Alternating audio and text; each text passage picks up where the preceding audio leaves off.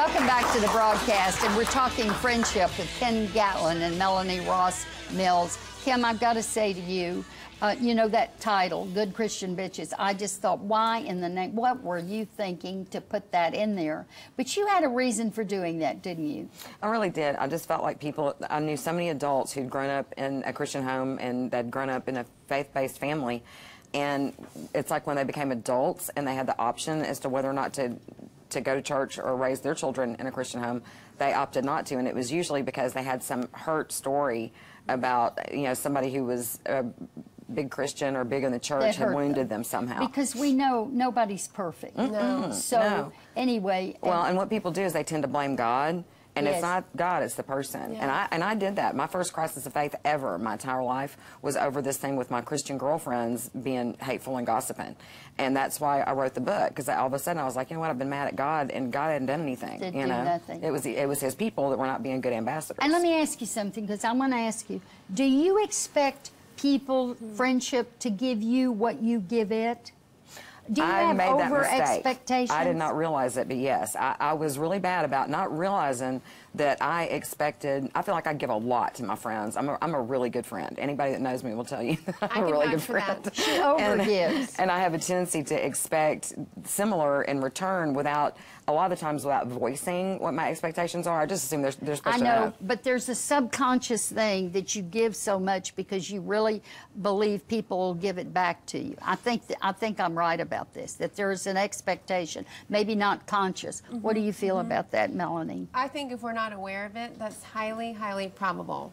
I think if we're aware of it, and I have to say in my head, no strings attached. That's a little phrase that I will give myself when I do something for someone else. I'm dropping this off, or I'm going here, I'm doing that. I say no strings attached.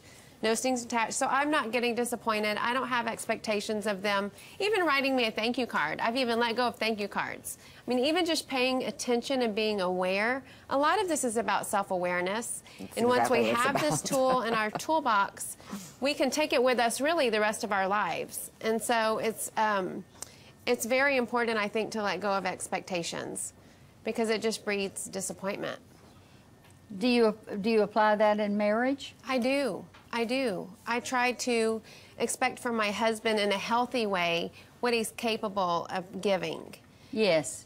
And but you know his limitations. Yes, of what he's capable of. Yes. Do you? Are you that generous with your friends that you know their limitations? I've learned that and the hard love way. them anyway. I've learned it the hard way. Because if we're talking biblical here and Christian here, we've got to love our enemies and forgive them. Yes. So if you say this is a toxic friendship, I'm bailing out of it, then we're not doing what we're supposed to do and love them anyway. Yes. Call it to their attention, love them, and give them another chance. Loving doesn't always mean letting in, though.